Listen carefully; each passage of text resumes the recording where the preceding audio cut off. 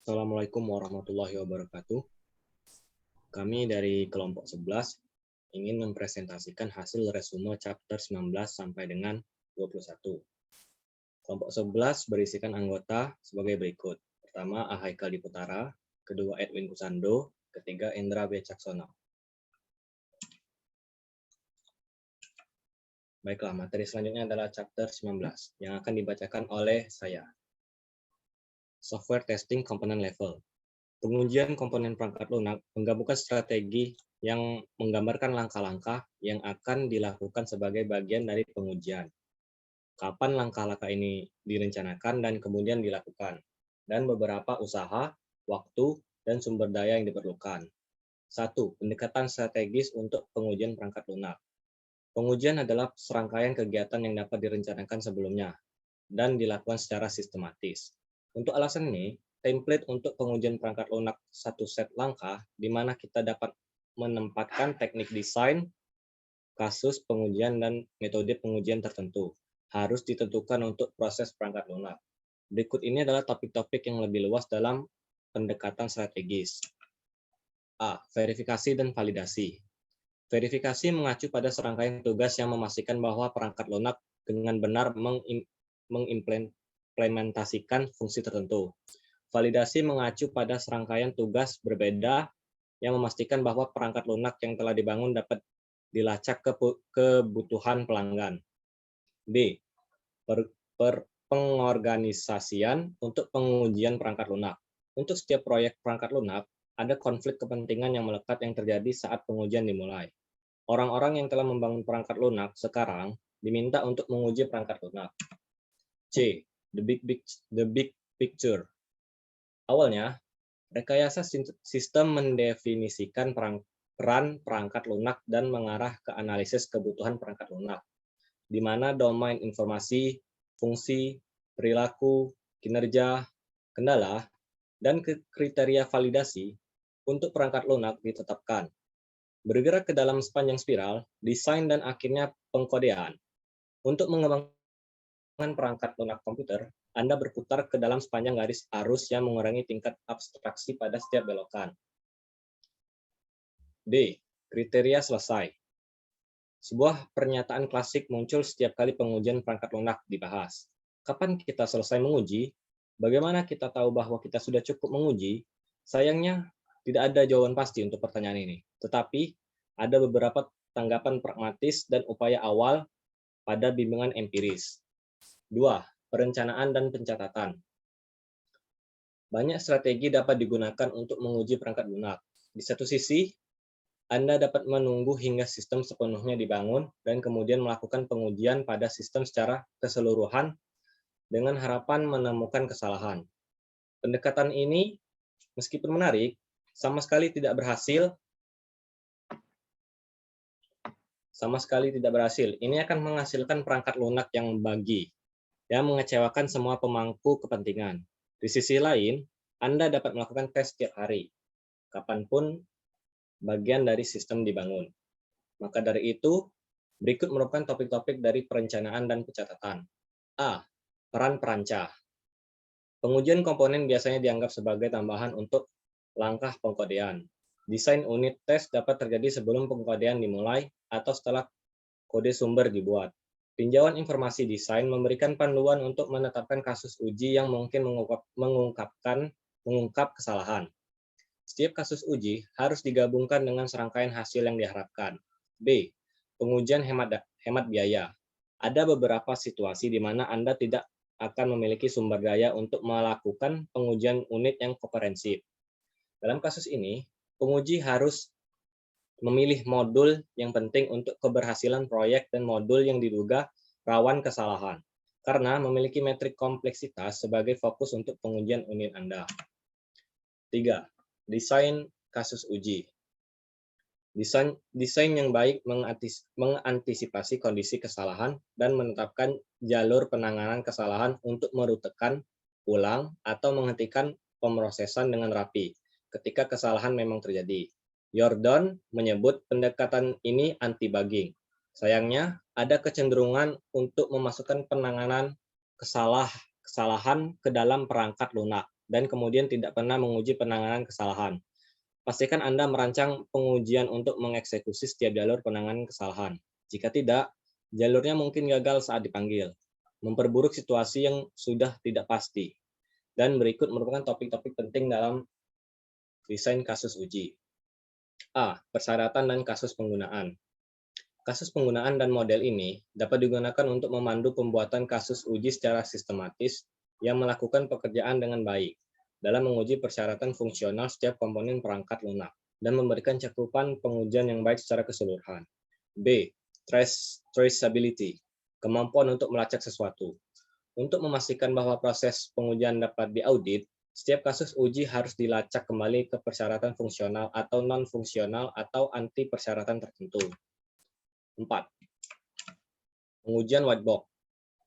Pengujian white box adalah filosofi desain test case yang menggunakan struktur kontrol yang dijelaskan sebagai bagian desain tingkat komponen untuk mendapatkan test case.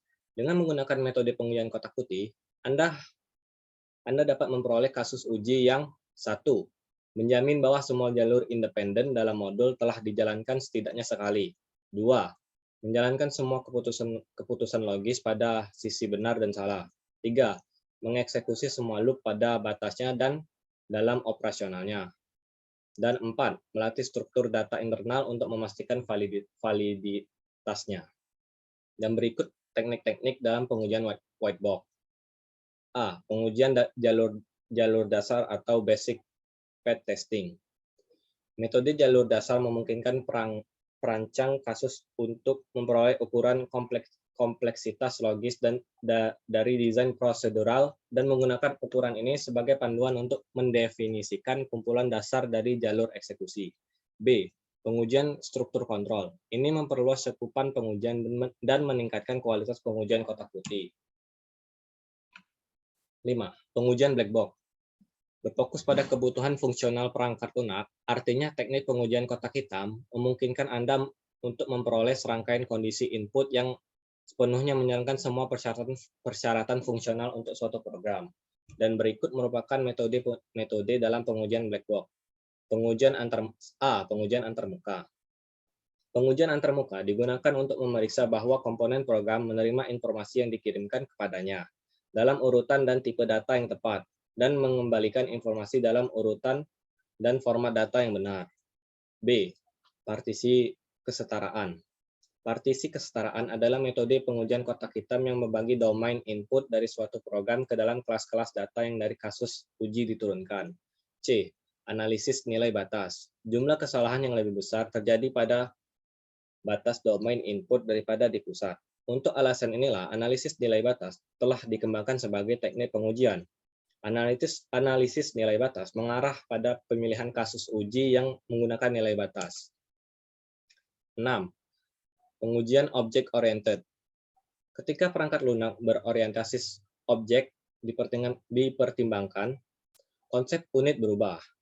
Enkapsulasi mendorong definisi kelas dan objek. Ini berarti bahwa setiap kelas dan setiap instance dari suatu kelas mengemas atribut data dan operasi yang memanipulasi data tersebut. Kelas yang dienkapsulasi biasanya menjadi fokus pengujian unit. Berikut topik-topik penting dalam pengujian objek-oriented. A. Pengujian kelas. Pengujian kelas untuk perangkat lunak berorientasi objek setara dengan pengujian unit untuk perangkat lunak konvensional. B.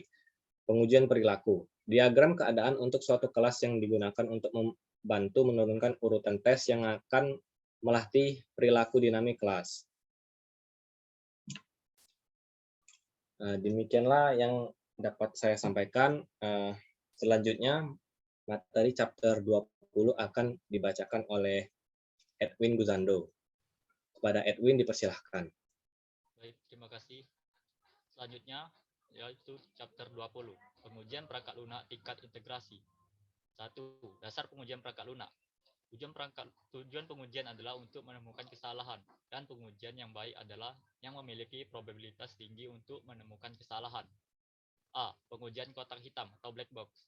Pengujian kotak hitam menyinggung pengujian integrasi yang dilakukan dengan menjalankan antarmuka komponen dengan komponen lain dan dengan sistem lain. B. Pengujian kotak putih atau white box. Pengujian kotak putih kadang-kadang disebut pengujian kotak kaca atau pengujian struktural.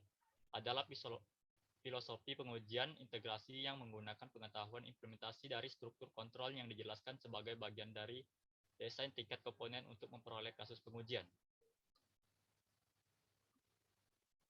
2. Pengujian integrasi. A. Integrasi atas ke bawah atau top down. Pengujian integrasi top down adalah pendekatan tambahan untuk konstruksi arsitektur perangkat lunak. Proses integrasi dilakukan dalam serangkaian 5 langkah.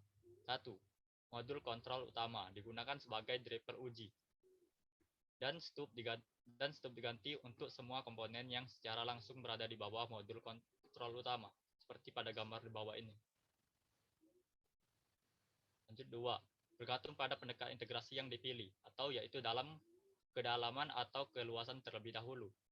Rintisan subordinat diganti satu persatu dengan komponen aktual. 3. Pengujian dilakukan karena setiap komponen integrasi. 4. Pada penyelesaian setiap rangkaian pengujian, rintisan lain diganti dengan komponen sebenarnya. 5. Pengujian regresi atau dibahas nanti di bagian ini. Dapat dilakukan untuk memastikan bahwa kesalahan baru tidak terjadi. B. Integrasi bawah ke atas atau bottom up. Seperti namanya, memulai konstruksi dan pengujian dengan modul atom atau yaitu komponen pada tingkat terendah dalam struktur program. Strategi integrasi bottom up dapat diterapkan dengan langkah-langkah berikut. 1. Komponen tingkat rendah digabungkan ke dalam cluster atau terkadang disebut build yang menjalankan subfungsi perangkat lunak tertentu. 2. Driver atau program kontrol untuk pengujian ditulis untuk mengkoordinasikan input dan output kasus uji. 3. Cluster diuji. 4. Driver dihapus dan cluster digabungkan. Bergerak ke atas dalam struktur program, seperti pada gambar berikut. C. Integrasi berkelanjutan. Integrasi berkelanjutan adalah praktik menggabungkan komponen ke dalam peningkatan perangkat lunak yang berkembang sekali atau lebih setiap hari. Pengujian asap adalah pendekatan pengujian integrasi yang dapat digunakan ketika perangkat lunak produk dikembangkan oleh tim yang gesit menggunakan waktu pembuatan yang singkat. Pada dasarnya, pendekatan pengujian asap meliputi kegiatan-kegiatan berikut. 1. Komponen perangkat lunak yang telah diterjemahkan ke dalam kode diintegrasikan ke dalam sebuah build. Sebuah build mencakup semua file data, library, modul yang dapat digunakan kembali, dan komponen rekayasa yang diperlukan untuk mengimplementasikan satu atau beberapa fungsi produk. 2. Serangkaian pengujian dirancang untuk mengekspos kesalahan yang akan membuat build tidak menjalankan fungsinya dengan benar. Tujuannya adalah untuk mengungkap kesalahan atau stopper yang memiliki kemungkinan tertinggi untuk membuat proyek perangkat lunak terlambat dari jadwal. 3. Bangunan integrasi dengan bangunan lain dan seluruh produk atau dalam bentuknya saat ini diuji asap setiap hari. Pendekatan integrasi mungkin top down atau bottom up. D. Produk kerja uji integrasi. Rencana keseluruhan untuk integrasi perangkat lunak dan deskripsi pengujian spesifik didokumentasikan dalam spesifikasi pengujian. Produk kerja ini menggunakan rencana pengujian dan prosedur pengujian dan menjadi bagian dari konfigurasi perangkat lunak. Pengujian dibagi menjadi beberapa fase dan pembangunan tambahan yang membahas karakteristik fungsional dan perilaku spesifik dari perangkat lunak. Misalnya, pengujian integrasi untuk sistem keamanan safe home dapat dibagi ke dalam fase pengujian berikut. Interaksi pengguna, pemrosesan sensor, fungsi komunikasi, dan pemrosesan alarm. 3. Pembuatan intelijen dan pengujian regresi. Pengujian regresi adalah eksekusi ulang beberapa subset pengujian yang telah dilakukan untuk memastikan bahwa perubahan tidak menyebarkan efek samping yang tidak diinginkan. Pengujian regresi membantu memastikan bahwa perubahan atau karena pengujian atau karena alasan lain tidak menimbulkan perilaku yang tidak diinginkan atau kesalahan tambahan. Pengujian regresi dapat dilakukan secara manual dengan mengeksekusi kembali subset dari semua kasus pengujian atau menggunakan alat tangkap atau pemutar otomatis. Contoh pengujian yang representatif yang akan menjalankan semua fungsi perangkat lunak. Pertama itu tes tambahan yang berfokus pada fungsi perangkat lunak yang mungkin berpengaruh oleh perubahan. Kedua, pengujian yang berfokus pada komponen perangkat lunak yang telah diubah. Ketiga, saat pengujian integrasi berlangsung, jumlah pengujian regresi dapat bertambah cukup besar. Oleh karena itu, rangkaian uji regresi harus dirancang untuk menyertakan hanya pengujian yang menangani satu atau lebih kelas kesalahan di setiap fungsi program utama. 4. Pengujian integrasi dalam konteks OO. Dalam dua strategi berbeda untuk pengujian integrasi sistem OO, pengujian berbasis UTAS dan pengujian berbasis penggunaan. Yang pertama, pengujian berbasis UTAS mengintegrasikan kumpulan kelas yang diperlukan untuk merespons satu masukan atau peristiwa untuk sistem. Strategi penting untuk pengujian integrasi perangkat lunak OO adalah pengujian berbasis thread. Thread adalah kumpulan kelas yang merespon input atau event. Pendekatan integrasi kedua, pengujian berbasis penggunaan, memulai pembangunan sistem dengan menguji kelas-kelas tersebut, atau disebut kelas independen, yang menggunakan sangat sedikit kelas server. Pengujian cluster adalah salah satu langkah dalam pengujian integrasi perangkat lunak OO. Di sini, sekelompok kelas yang berkolaborasi atau ditentukan dengan memeriksa CRC dan model hubungan objek. Dilakukan dengan merancang kasus uji yang mencoba mengungkap kesalahan dalam kolaborasi. A. Desain kasus berbasis kesalahan. Objek pengujian berbasis kelas dalam sistem OO adalah untuk merancang pengujian yang memiliki kemungkinan tinggi untuk mengungkap kesalahan yang masuk akal, karena produk atau sistem harus dengan persyaratan pelanggaran. Perencanaan awal yang diperlukan untuk melakukan pengujian berbasis kesalahan dimulai dengan model analisis. Shirai dan Sai menyarankan urutan langkah-langkah berikut untuk menghasilkan kasus uji acak kelas ganda. 1. Untuk setiap kelas klien, gunakan daftar operasi kelas untuk menghasilkan serangkaian urutan pengujian acak. Operasi akan mengirim pesan ke kelas server lain. 2. Untuk setiap pesan yang dihasilkan, tentukan kelas kolaborator dan operasi yang sesuai di objek server. Seperti pada gambar berikut. Yang lanjut ketiga, untuk setiap operasi di objek server atau yang telah dipanggil oleh pesan yang dikirim dari objek klien, tentukan pesan yang dikirimnya. 4. Untuk setiap pesan, tentukan tingkat operasi berikutnya yang dipanggil dan gabungkan ini ke dalam urutan pengujian. B. Desain kasus uji berbasis skenario. Pengujian berbasis skenario akan mengungkap kesalahan yang terjadi ketika setiap aktor berinteraksi dengan perangkat lunak. Pengujian berbasis skenario berkonsentrasi pada apa yang dilakukan pengguna, bukan pada produk. Ini berarti menangkap tugas atau melalui kasus pengguna yang harus dilakukan pengguna dan kemudian menerapkannya dan variannya sebagai pengujian. Ini sangat mirip dengan pengujian UTAS. 5. Pengujian validasi. Validasi dapat didefinisikan dalam banyak cara, tapi didefinisikan sederhana walaupun keras adalah validasi berhasil ketika perangkat lunak berfungsi dengan cara yang dapat diharapkan oleh pelanggan. 6. Pola pengujian. Pola pengujian dijelaskan dengan cara yang sama seperti pola desain. Puluhan pola pengujian telah diusulkan dalam literatur. 3 pola pengujian berikut hanya disajikan dalam bentuk abstrak, memberikan contoh yang representatif. Pertama itu nama pola pair testing dengan abstrak, sebuah pola berorientasi proses.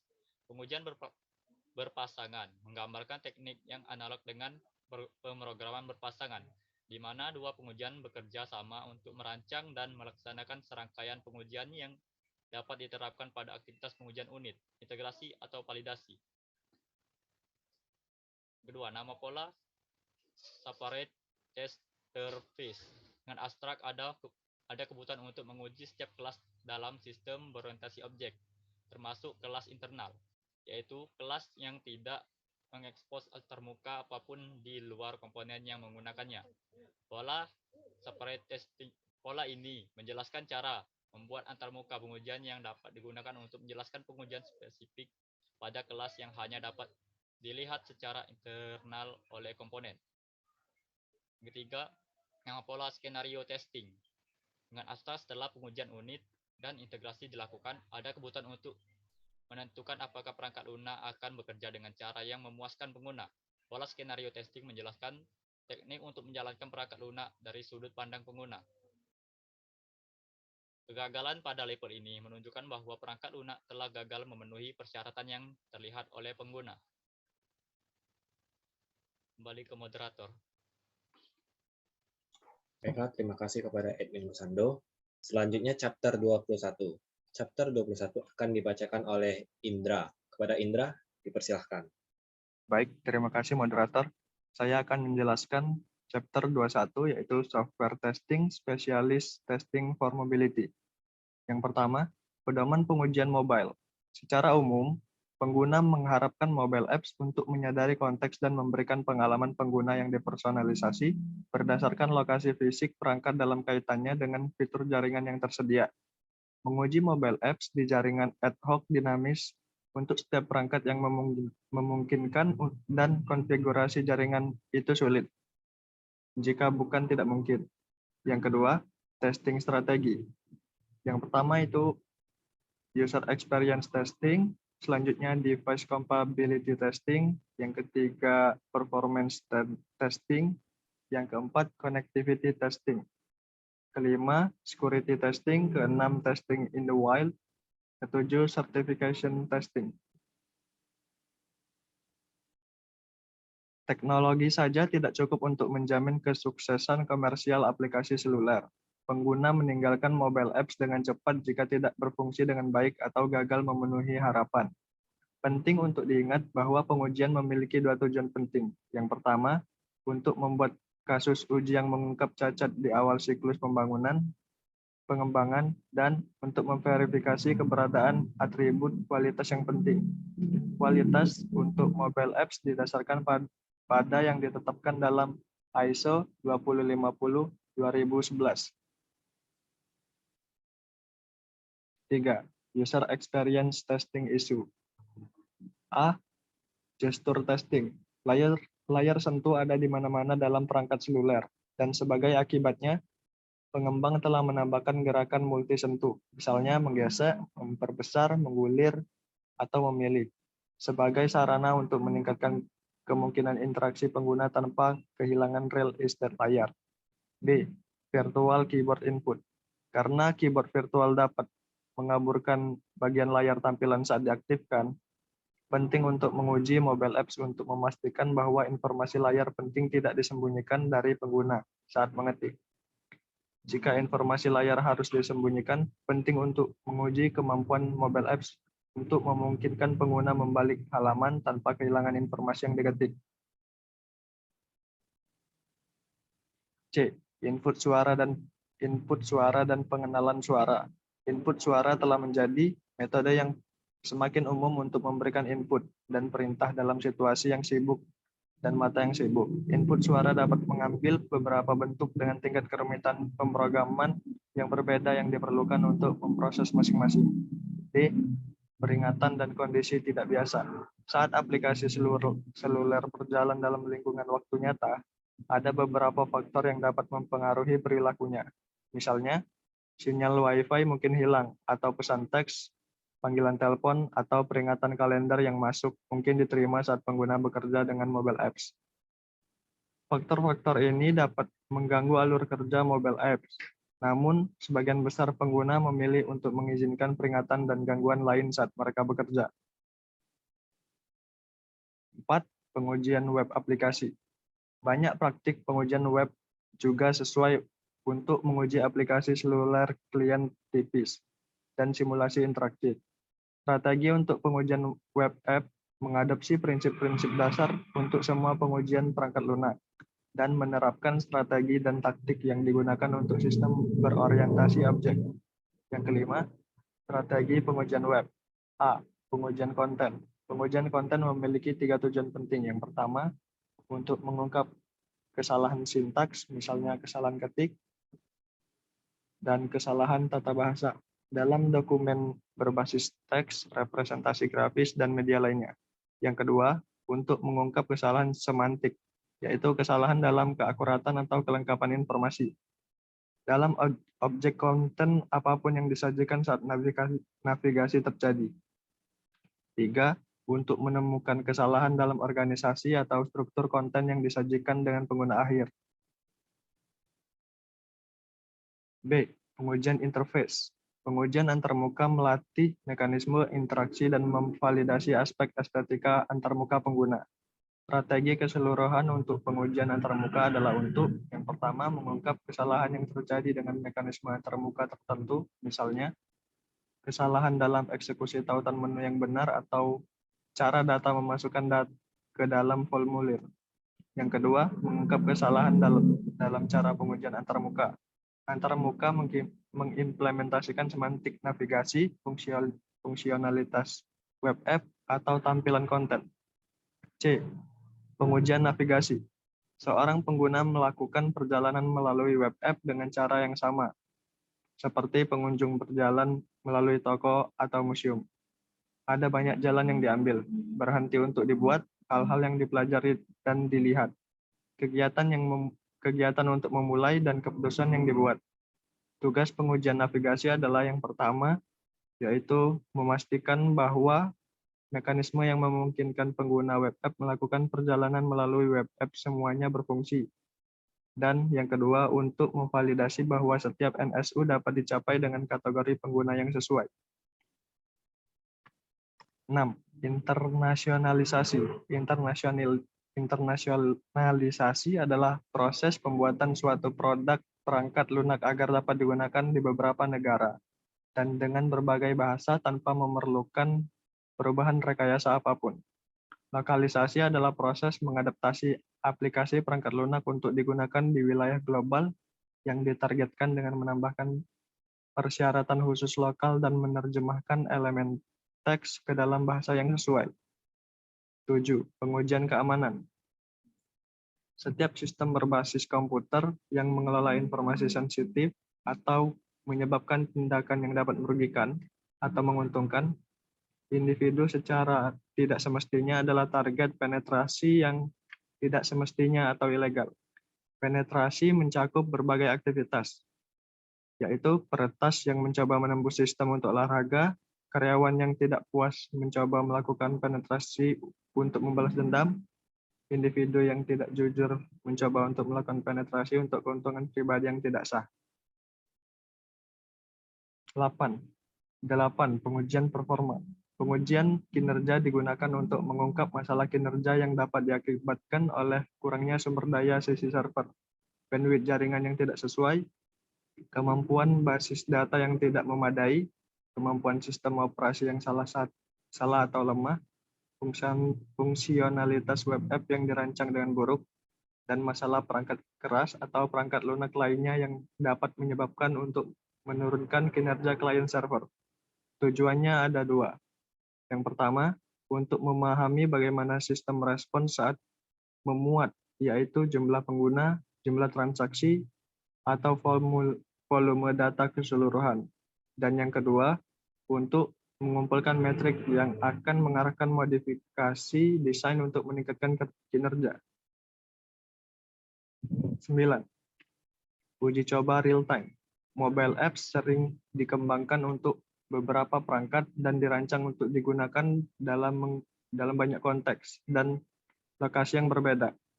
Matriks platform perangkat berbobot perangkat seluler yang sebenarnya memiliki keterbatasan bawaan yang dipicu oleh kombinasi perangkat keras dan firmware yang dikirimkan dalam perangkat. Jika kisaran bentuk alat perangkat potensial besar, akan memakan biaya dan waktu yang lama untuk melakukan pengujian mobile app. Membantu WDPM membantu memastikan bahwa cakupan pengujian mencakup setiap kombinasi perangkat seluler dan variabel konteks. WDPM juga dapat digunakan dalam membantu memprioritaskan perangkat atau kombinasi konteks sehingga yang paling penting diuji terlebih dahulu. 10. Menguji sistem AI. Teknik AI memanfaatkan informasi yang telah diperoleh dari pakar manusia atau diringkas dari sejumlah besar pengamatan yang disimpan dalam semacam penyimpanan data.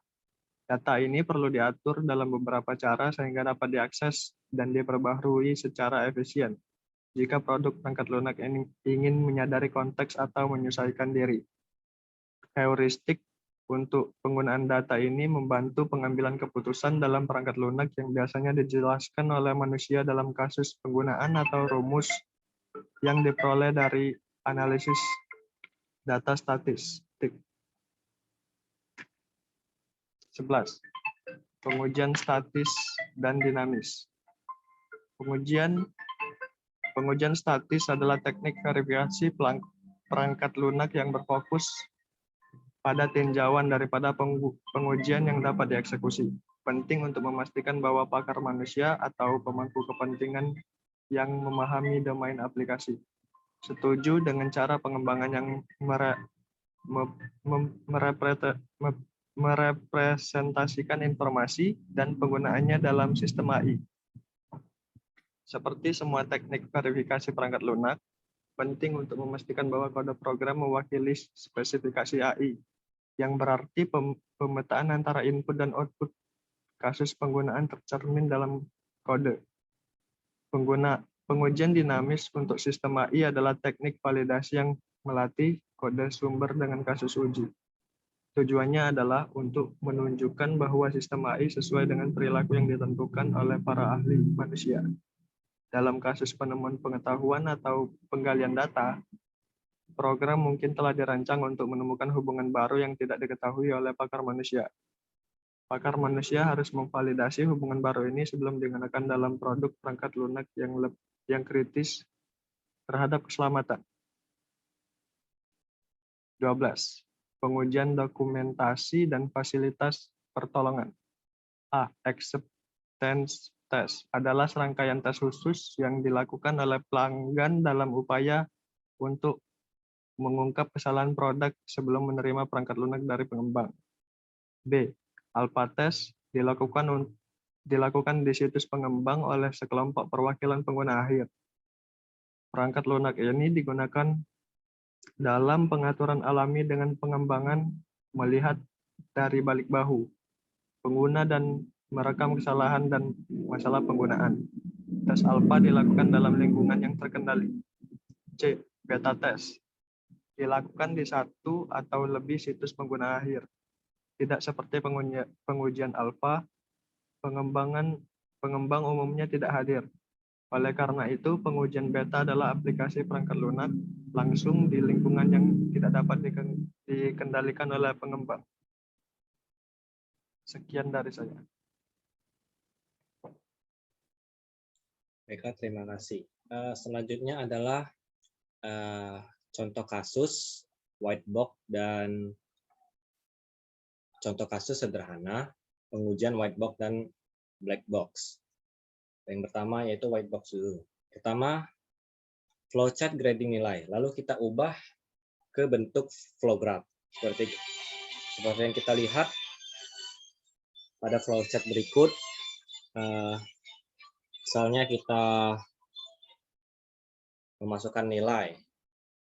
Jika nilai lebih besar dari 80, maka nilai Anda adalah A. Langsung ke finish. Dan jika nilai Anda kurang dari 80, tetapi lebih besar dari 70, maka nilai Anda B. Dan seterusnya.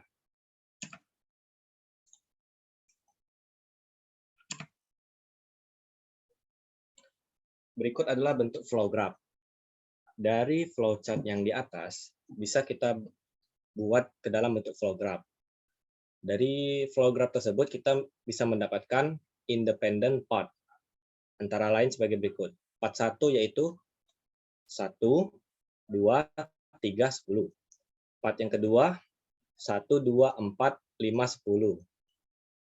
Path yang ketiga, 1, 2, 4, 6, 7, 10. Path keempat, 1, 2, 4, 6, 8, 9, 10. Lalu contoh kasus pengujian black box. Yang kami ambil dari contoh kasus adalah aplikasi penghitung luas bangun datar. Seperti yang kita lihat dari kode berikut, ada beberapa function seperti luas persegi, luas segitiga, luas lingkaran, dan luas jajar genjang. Bisa kita lihat ada beberapa function yang tersedia seperti luas persegi, luas segitiga, luas lingkaran, dan luas jajar genjang. Dan berikut merupakan pengujian black box pada aplikasi tersebut. Yang pertama adalah function yang kita uji adalah luas persegi. Aksi aktor memilih menu luas persegi. Reaksi sistem jika benar masuk ke function luas persegi, dan jika salah terjadi error, kembali ke menu pemilihan menu luas. Hasilnya sesuai setelah kami uji. Yang kedua, luas segitiga. Aksi aktornya memilih menu luas segitiga. Reaksi sistem jika benar masuk ke function luas segitiga. Jika salah, terjadi error, kembali ke menu pemilihan menu luas. Hasil yang kami dapat sesuai. Ketiga, luas lingkaran. Aksi aktor memilih menu luas lingkaran. Reaksi sistem kalau benar masuk ke function luas lingkaran, dan jika salah terjadi error, kembali ke menu pemilihan menu luas. Hasil yang didapat sesuai. Yang keempat yaitu luas jajar genjang. Aksi aktor memilih menu luas jajar genjang. Reaksi sistem jika benar masuk ke function luas jajar genjang. Jika salah terjadi error, kembali ke menu pemilihan menu luas. Hasil sesuai. Demikianlah yang dapat kami sampaikan. Bila ada kurang ataupun salah, kami mohon maaf. Wassalamualaikum warahmatullahi wabarakatuh. Waalaikumsalam.